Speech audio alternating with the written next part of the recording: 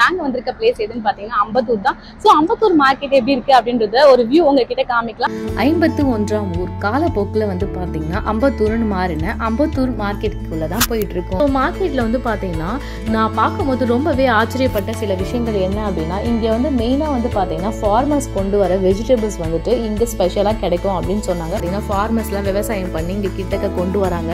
அது மட்டும் இல்லாமல் அப்படியே உள்ளே போயிட்டே இருக்கும்போது வந்து பார்த்தீங்கன்னா இந்த பூண்டு கடை, புளிக்கடை, அதெல்லாம் வந்து தனித்தனியாக இருந்துச்சு. முட்டை கடை, எல்லா கடைகளும் வந்து பார்த்தீங்கன்னா நீங்கள் ஸ்பெஷலாக செப்பரேட்டாக பார்க்க முடியுது.